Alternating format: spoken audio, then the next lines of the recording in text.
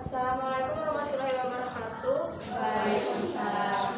Kami dari kelompok 6 izin mempresentasikan hasil dari kami dengan judul Permasalahan pada tempat wisata Danau Seran sebagai kawasan penambangan ikan.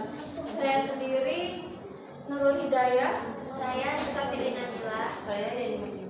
Saya Nur Hadina Maria. Topik pembahasan yang akan kami bahas yaitu profil Danau Seran, dampak bekas pertambangan intan, hasil penelitian dan upaya meminimalisir kerusakan.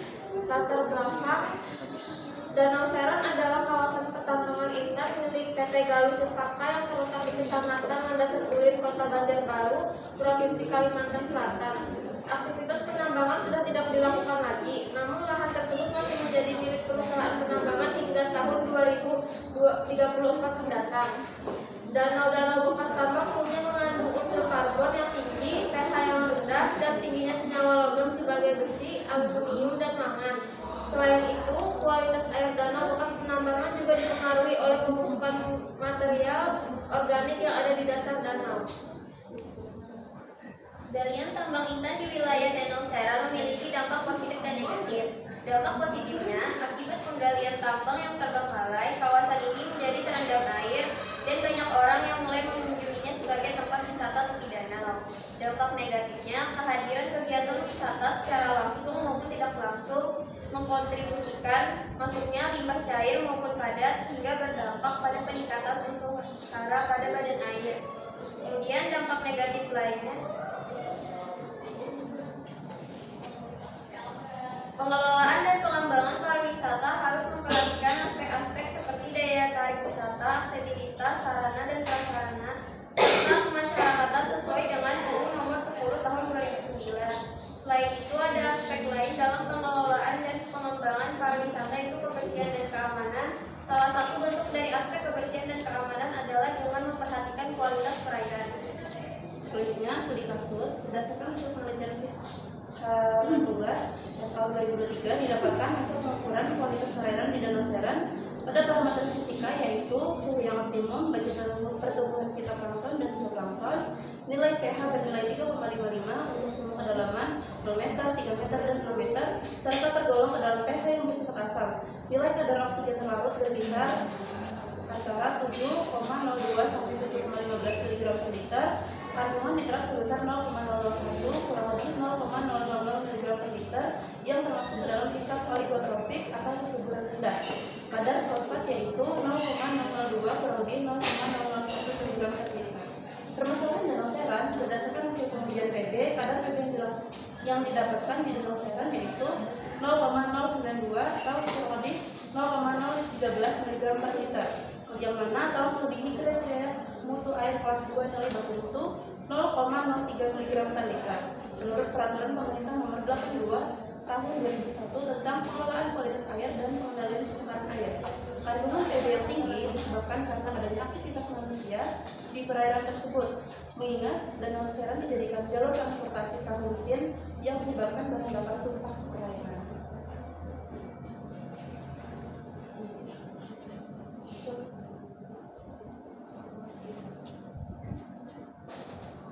Yang selanjutnya, permasalahan lainnya, Danau Seran tidak ditemukan spesies zooplankton. Hal tersebut dikarenakan perubahan lingkungan, kualitas air yang buruk, serta gangguan ekosistem seperti ledakan populasi alga yang dapat mengganggu rantai makanan zooplankton. Selain itu, menurut Ordus tahun 1971 menyatakan dalam materi et al. Tahun 2016 bahwa terdapat perbedaan laju pertumbuhan antara fitoplankton dan zooplankton. Zooplankton membutuhkan waktu yang lebih lama untuk mencapai jumlah yang melimpah karena siklus reproduksi zooplankton lebih panjang dibandingkan fitoplankton. Permasalahan selanjutnya yaitu nilai pH yang didapat pada penelitian yaitu 3,55 untuk semua kedalaman serta tergolong ke dalam pH yang bersifat asam. Nilai pH yang asam disebabkan karena kondisi tambang intan yang menghasilkan air asam tambang di mana pH yang rendah mampu meningkatkan toksisitas logam di perairan, serta plankton yang habitatnya di perairan asam dapat toleran untuk pertumbuhan. Kenaikan meningkatkan pH di perairan. pH yang tinggi dapat mengakibatkan terganggunya metabolisme fitoplankton, akibatnya dapat menurunnya laju fotosintesis.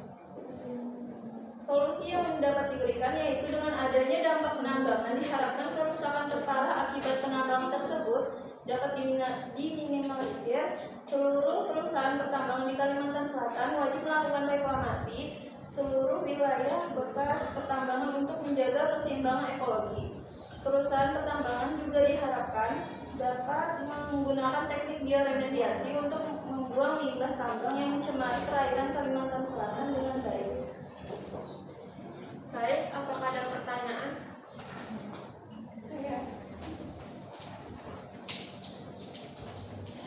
Saya perkenalkan, sebelumnya nama saya Tika Syarfiani, izin bertanya, kenapa bekas tambang mengandung unsur karbon yang tinggi? Mungkin itu pertanyaan saya.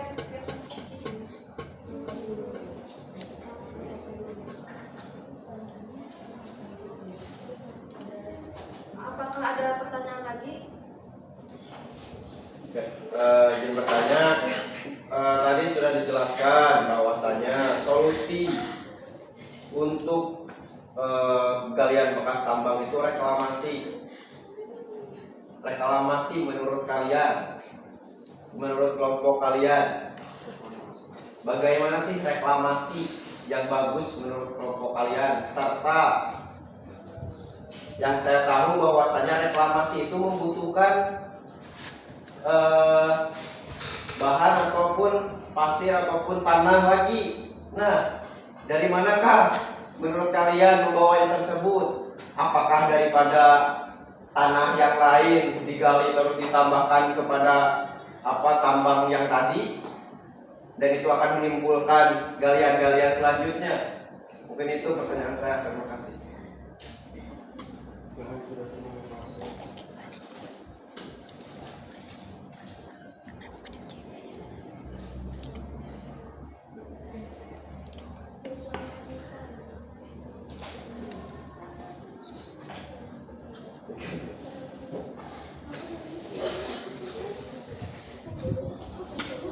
Izin menanggapi dari Tika, kenapa bekas tambang mengandung unsur karbon yang tinggi? Karena bekas tambang seringkali mengandung unsur yang tinggi karena sisa-sisa organik seperti tumbuhan dan hewan yang terperangkap di dalamnya selama proses pembentukan batu bara. Proses dekomposisi organik ini berkontribusi pada akumulasi karbon yang tinggi di dalam batu bara. Apakah ada tanggapan?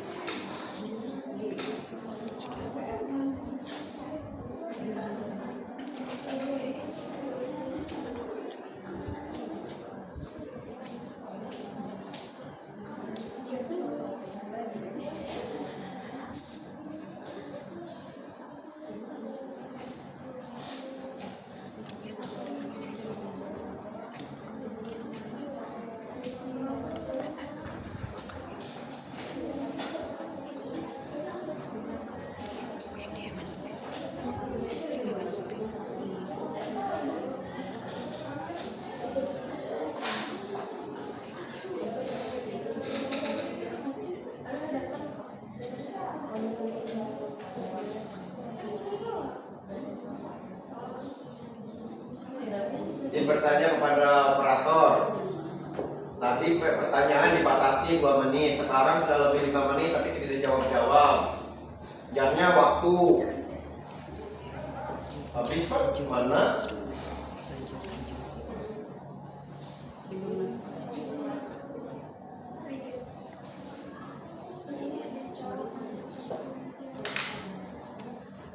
Mungkin 1 menit lagi.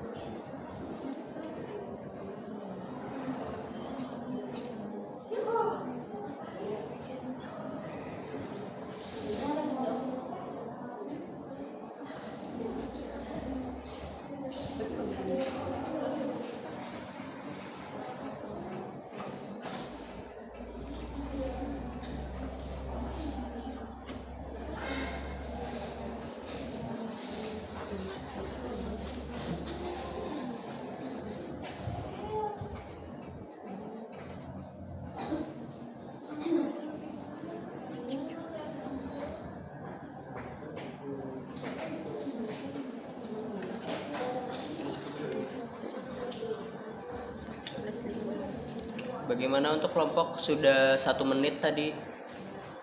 Apakah sudah dapat jawabannya?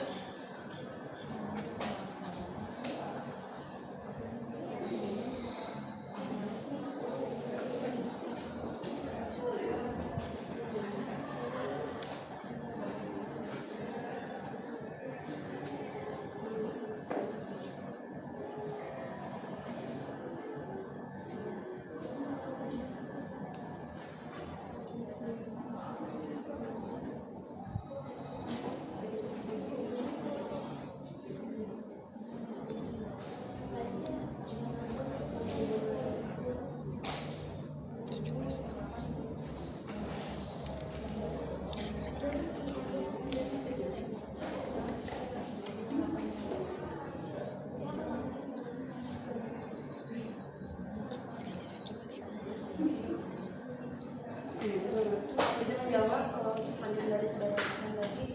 Untuk hak reklamasi yang baik itu yang pertama dimulai dari pemeriksaan perencanaan. Di sini berbagai faktor seperti indikator dan jenis tanah, kondisi iklim serta fauna dan flora yang diperiksa untuk menentukan strategi reklamasi yang paling efektif. Selanjutnya ada tahap vegetasi atau penanaman kembali. tanaman lokal untuk memulihkan ekosistem. Terakhir, pemanfaatan mikroorganisme juga menjadi bagian dari proses ini, di mana mikroorganisme seperti jamur dapat membantu dalam pembentukan mineral dalam tanah dan dekomposisi bahan organik.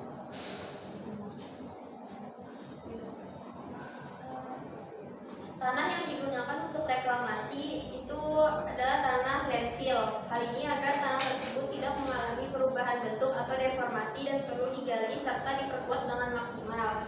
Karena reklamasi ini hanya hal yang dilakukan pada sebuah pulau yang sudah rentan terhadap pergantian iklim dan kondisi pantainya. Jadi tidak sembarangan memilih kawasan pesisir untuk dijadikan sebagai reklamasi. Bagaimana saudara menanya apakah sudah terjawab? Mungkin itu saja dari kelompok kami. Kami ucapkan terima kasih.